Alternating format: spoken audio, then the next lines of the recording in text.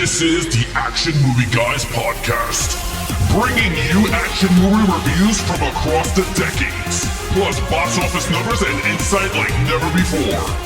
And now, your hosts of the Action Movie Guys podcast, Alex and Nate. What's up, everyone? Welcome to a brand new episode of the Action Movie Guys podcast. This is episode number 124. I'm your host, Nate. This is my co-host, Alex Figueroa. And in this episode, we're going to be continuing on with our Mark Wahlberg month with 2003's The Italian Job, directed by F. Gary Gray, starring a bunch of cool people that we'll talk about when we review the movie. But first things first, you guys know the drill. We got to let you know how much money this movie made, and we got to let you know what the critics and the audiences thought of it as far as the critical reception. So, Alex, please, I'm pretty sure this was a pretty good hit, but I have literally no idea how much this movie made back in 2003. So please share. All right, so here we go. The Italian Job for 2003. Domestic, $106 million. International, $69 million. Worldwide total of $176 million on a budget of $60 million. Okay. Domestic opening of $19 million. Well, that's solid. You know, if you go by the classic metrics of if your movie makes $100 million, it's a pretty good hit. This was a pretty good hit.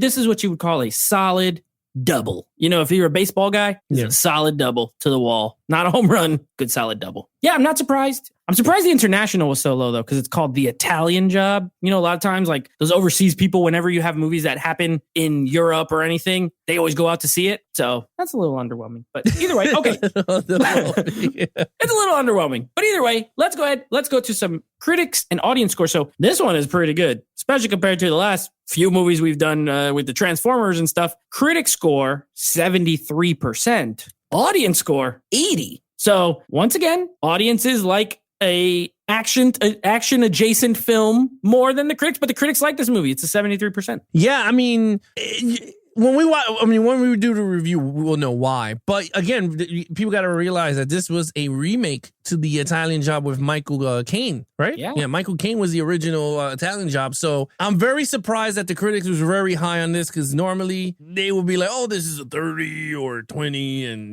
blah blah blah. But you know what? It doesn't hold up to the original at all. Yeah, Michael Caine was a 10 times better actor and blah blah blah. But yeah, I agree. But let's get to the actual meat and potatoes and see. Meat and potatoes. We're going to take those numbers. We're going to throw them into the old potato sack. We're going to get some fresh potatoes out, and we're going to tell you here on the Rotten Potatoes how we score it. So, of course, I'm hosting. So Alex gets to go first. Now, Alex, Mark Wahlberg is essentially the lead, but this is really an ensemble movie. So I guess we'll score him, but also just kind of talk about the cast in general. All right. So I gave it a 5. And the reason I gave him a 5 was he was really good in this movie.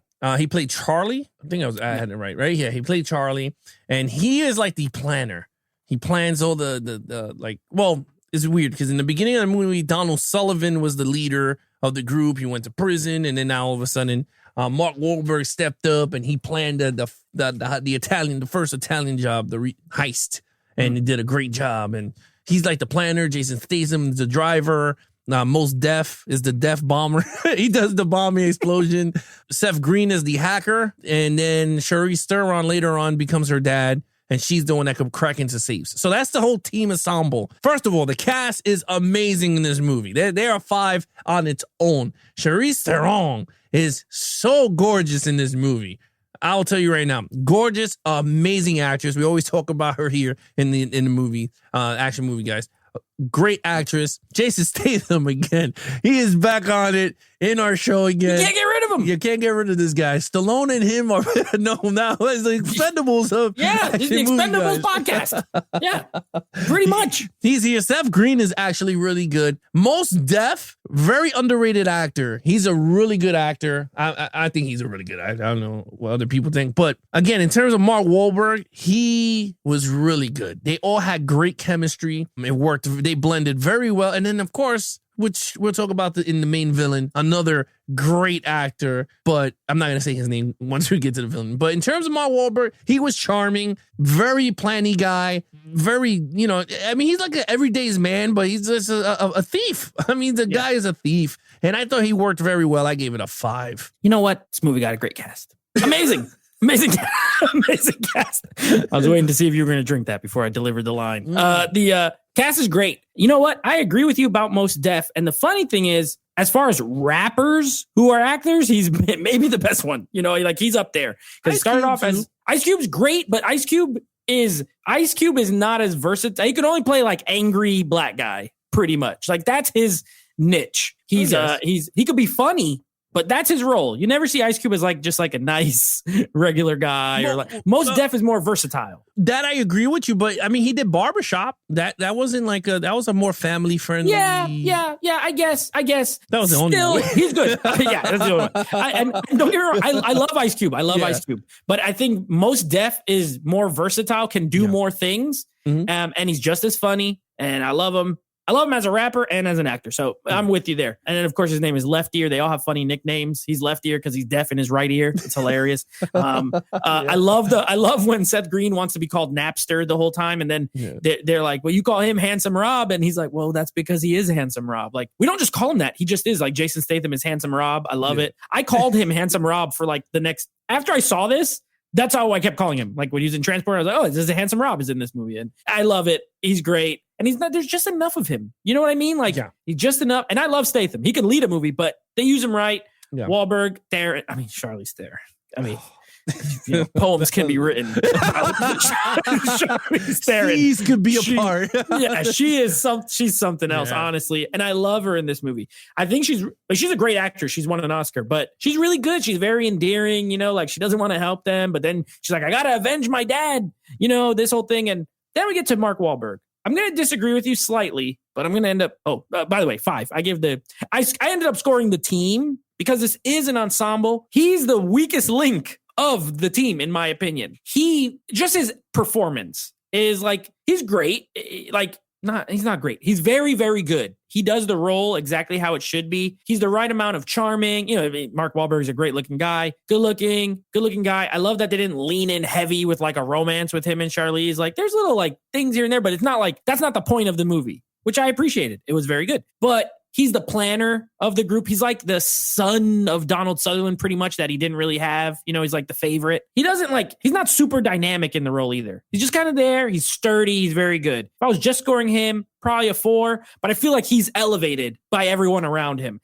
And I do buy him as the leader of the group. You know what I mean? Like he seems like the type of person they'd all respond to the way they do throughout the movie, which I think that's a win so overall, I give it a 5, a great ensemble. Fantastic. Okay, main villain, Edward Norton, of course. Oh, 5. Look, again, I said it during our last episode. When a good guy turns bad, you hook Big Papa Al. That's exactly what happened. Again, I knew what happened anyway because I seen this movie, so it's not like it's new. But again, the way he does is such a dirtbag move that I loved it. He shot Donald Sullivan in the freaking chest in front of everybody. No one could have did nothing. And I was like, man, this is crazy. But again, that's what happens in heist movies. Someone's going to be greedy and the last job is going to do something stupid. And he did. And what made it even worse, to put the dagger in their hearts, is that he stole everybody's things that they wanted to do with the money. He brought it. That's the worst. The Aston Martin Vanquish. He brought the stupid stereo system, the big screen TV. The house came from like Spain because that's what Mos Def wanted, brick by brick. So like that's even dirtball move. And he was just a weasel, like a scumbag, and he played him very well. And again, I say it to this day, I will say it. Ed Norton was the best Hulk in the MCU. Everyone could say whatever they want. Mark Ruffalo, whatever. I think if you would have put him with that cast, it would have been a 360-degree Avengers because he knows his Marvel. And I think that's the reason why that movie was so successful. I know a lot of people hated it, whatever, but I think it was one of the best Hulk movies on screen. But that's a different story. Best different Hulk thing. movie on But yeah, I agree. As a Hulk fan, it's the best. Yeah, it's the best one. But with that said, with his finesse and everything, man, it is a 5. Even when he's eating food and he said, I shot your father in the face. That was such a dirtball. And you ain't gonna do nothing. And I loved it. A 5. Yeah, when we look back over the 123 previous episodes, I can honestly say we've had some good villains, but there's a lot of movies we haven't watched yet that have like the great villains. I don't give out 5s very often for villain because honestly, it's like we just haven't seen him that much, in my opinion. But that changes right now because I agree. I think he's great. And he's, you know what he reminds me of? If he was like a wrestler, he's just like a heat magnet. He's not threatening. He's not scary. No one's going to be like, this guy's going to beat Mark Wahlberg in a fight. He's not even going to beat Handsome Rob in a fight. He's probably not even going to beat the deaf guy in a fight. But gosh darn it, if he doesn't just make you hate him. The true villain in this movie is his mustache, first of all. I absolutely hate his little skinny pencil mustache that he has the whole movie. Oh, he knew. Edward Norton knows what he's doing. He's like, I'm going to grow this mustache. I'm going to look like so annoying. And it worked. It really worked. When he's hitting on Charlize Theron when she's just trying to, she's not really trying to fix the cable, but he doesn't know that. And he's like hitting on her. I'm like, oh, what a slime. He's just so slimy. But the reason he gets a 5, and normally slimy guys, I'll just give a 4, right? Because it's like, but he literally murdered the guy right in front of everybody. He stole all, he did have a plan that worked. He executed a plan that got him all this gold. He pretty much until the end, and he was by himself pretty much. He probably had some underlings, but they had like this team of, and look how hard it was for them to even get his stuff. The helicopter scenes are great at the end. He was in it. He was willing. Was he tough? No. But he murdered that dude at the pawn shop. Like, he's not just a guy who just is in charge of people. He kind of just, he does his thing, and he's such a weasel. He's such a weasel, but he's such a great actor. When you get a great actor to play a villain, period, it usually turns out pretty well. And I agree with you about the Hulk thing. I would have died to have seen him in the rest of the movies. And I like Mark Ruffalo, but Edward Norton I think he's one of the best actors. I know he's like got a reputation for being like hard to work with and controlling, but hey, he's good at what he does. So I loved him. I gave him a 5 as well. Okay, now action. There's no way. There's no way to go below 5. This is a 5. This is a straight thievery of a 5. This is a 5, man. First of all, the beginning action, right? Straight boat. I love boat scenes. Like every time we watch the 007 movies and we see boats, something about boats, it has to work because boats are boring.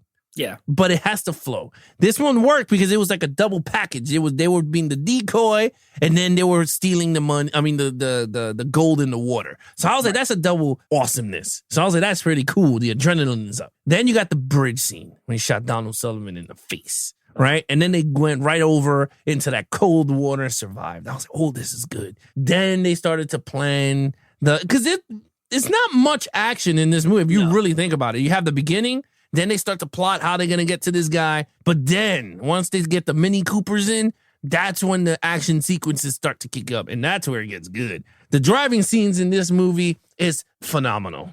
Let me just tell you, it is amazing. I think it was very well done. I love that whole sequence. I think all the driving, and again, I love driving scenes in movies. I think they're so great. This one wasn't as long, but this one was actually really good. They got to where they needed to go. It was very fun, them jumping on the train tracks and doing all that stuff. And I was like, wow, this is cool. The ending was really good. But again, it's not a typical action movie in a sense of gunfighting and everything. This is a thief action movie where heist film. Yeah, it's a heist film. It's more of a, how do I say? It's more of an Ocean 11 with cars and stuff without them stealing a casino, if you know what I mean. Like in Ocean's 11, they're just stealing a casino, not much action there. But in this one, it's Ocean 11 on wheels. Right. Yeah, that's pretty much what it is. And I loved it. Yeah. And I wouldn't think it worked. It's a 5. It was a very well thought out car chase scene in the beginning. You got me hooked. 5. Okay. So I'm a little lower than you, but I actually don't disagree with any of your points. I gave it a 4, and I feel like I was generous because there is not a lot of action. So I don't want people to get the wrong idea. If you've never seen this movie, it's mostly talking. Now, good talking, and we're going to get to story, but it's not a traditional action film. And I think that's why I called it action adjacent earlier, because it is like, there's moments of action. You're right. At the beginning, I love the boat chase. And I don't know why, but yeah, you're right. Every time I see a boat chase now, I just think of the world is not enough. Every single time. I'm sick of it. I can't help it. I'm like, hey, this boat's pretty good, but remember the world is not enough? That was really good. That was really good. It's like, oh, gosh darn it. I can't not think of it because of this stupid podcast. It's not stupid. It's great. Make sure you download it. But you know what I mean? This stupid podcast got me thinking the world is not enough every time I see a boat in the water. But that being said, well executed. F. Gary Gray does a good job with all the action. He's one of those directors who's like solid. He's really solid. I don't think he's amazing, but he shoots everything competently. Everything looks good. Nothing is like no shaky ever camera. Like I love the chase scene at the end with the Mini Coopers. I love the helicopter's low. Like the helicopter almost hits some cars a few times. Yeah. Very well executed, very well staged. I agree. The driving scenes are really good.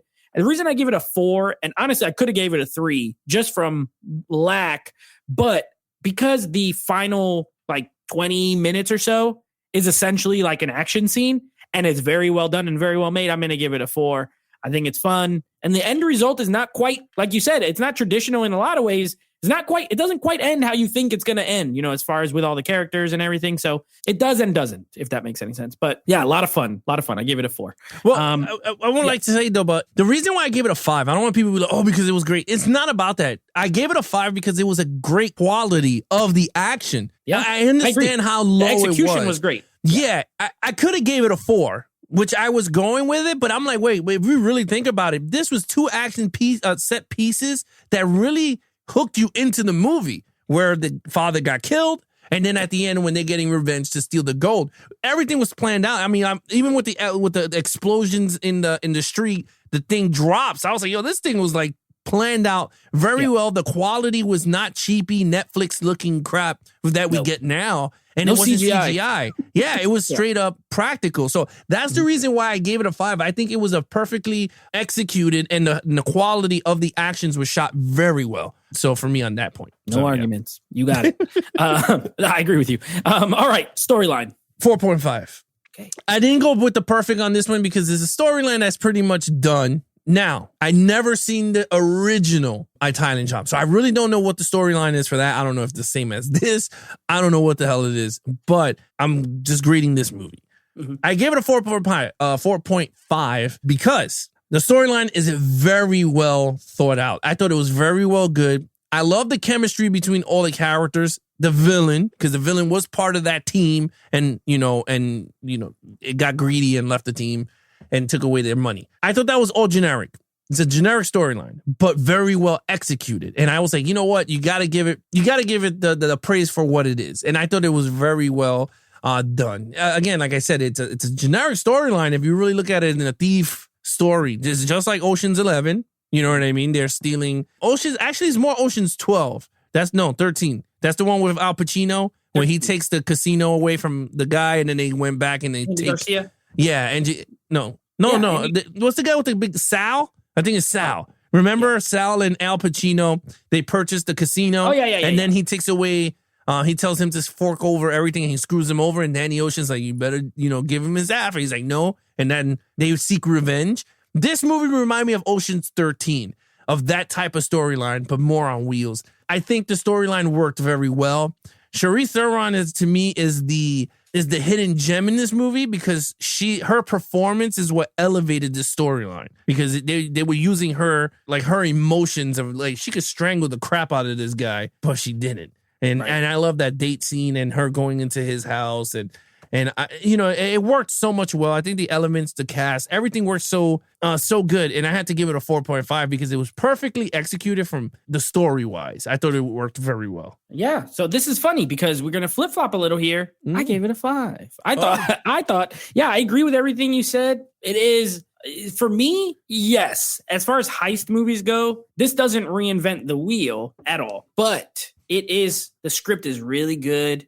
The dialogue's really good. When I'm looking at like a good story, I'm like, if there was no action, would I be having a great time? Absolutely. This movie could have had no action in it. It could have had 0 action scenes, and I would have loved it as much as I do. I love the characters. When you have really well-written, developed characters, that all counts towards the story for me. So, yeah, I think you said it all very well. I'm just going to give it the 5, but I don't really have much to add to it. I thought it was great. I love the camaraderie. I love the planning. I love the whole heist. I love heist plans, and I love training montages where they're driving the car to test it out, like if they could hold the weight. And I love all that crap. I'm a sucker for it. So, yeah, 5 out of 5 for me. And it's funny. That's the thing. Like, this is a really fun. I laugh a lot of times every single time I watch this movie. Yeah. And it's at these like little lines. Like, just say one little thing and it's like really funny to me. So humor always adds. I love it. Okay. Overall, 4.5. I'm going to give it a 4.5.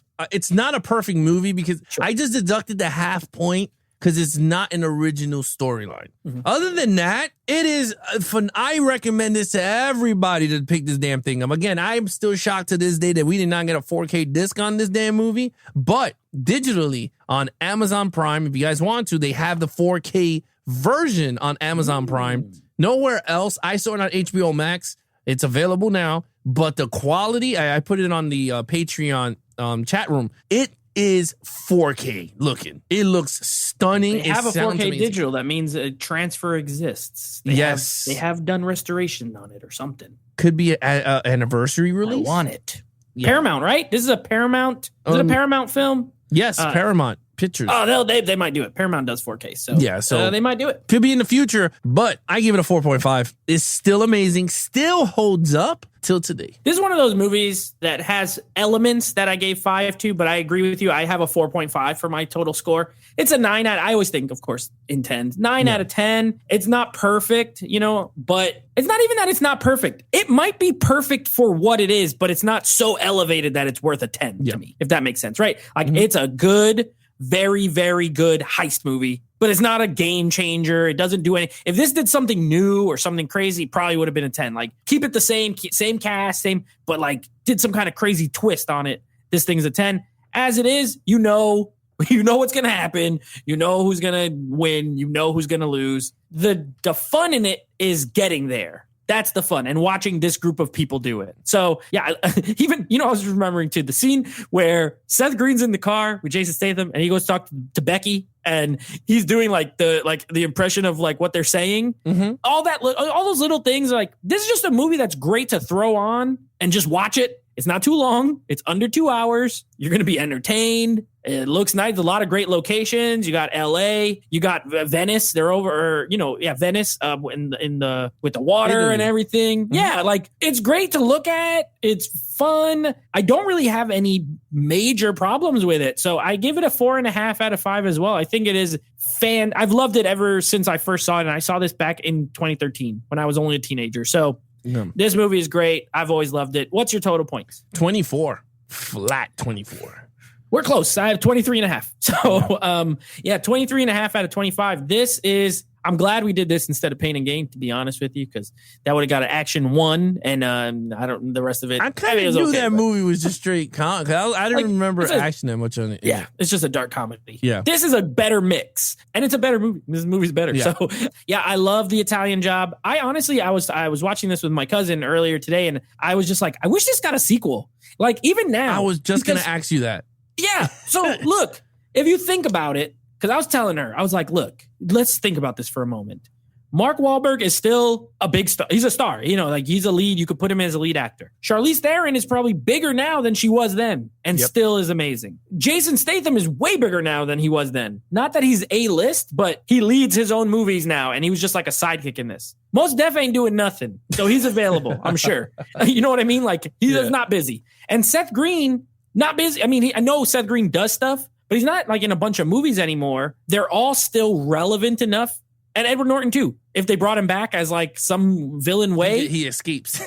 Yeah, either he escapes or he mentors the next villain or something like that, right? Or he gets out of jail and he has to help them. No, he's not in jail. Remember the guy the Russians took him. But let's say they put him in a Russian jail. They put him in the gulags or something. You know what I mean?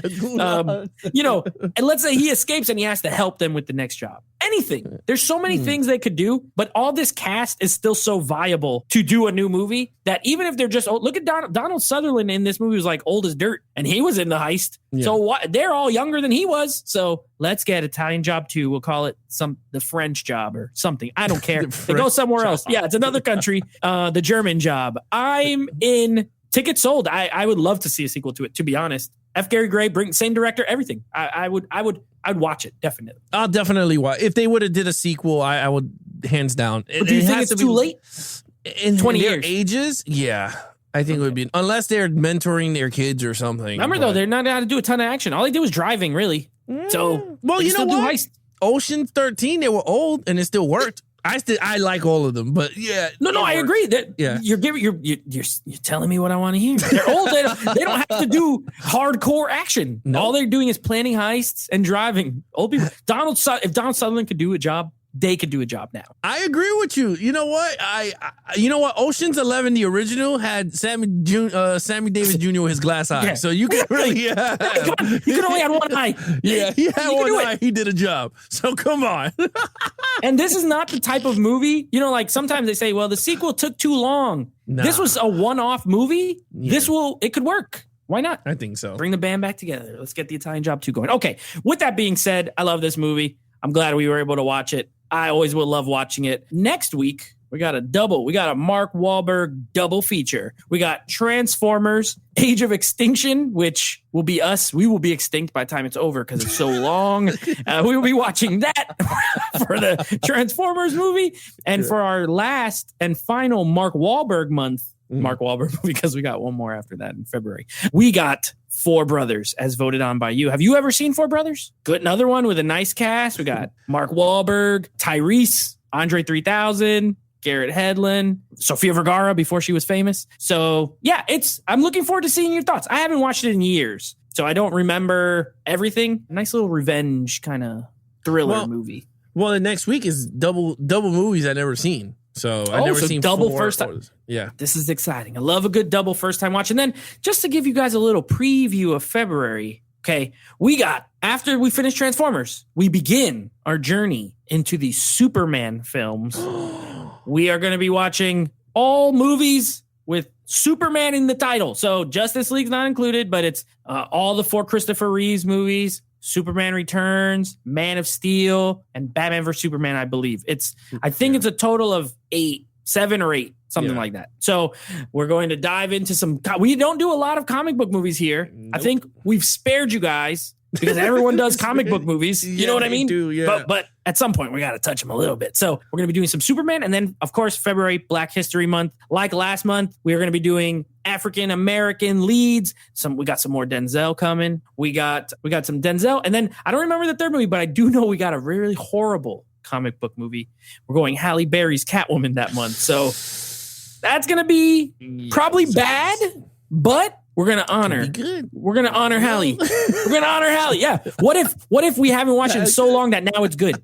What if it transcended? I don't know. You know what? I don't even think I've seen the whole movie. I think once she plays basketball, I turn it off every time. So it cannot be worse. It can't be worse than Transformers 2. Well, maybe.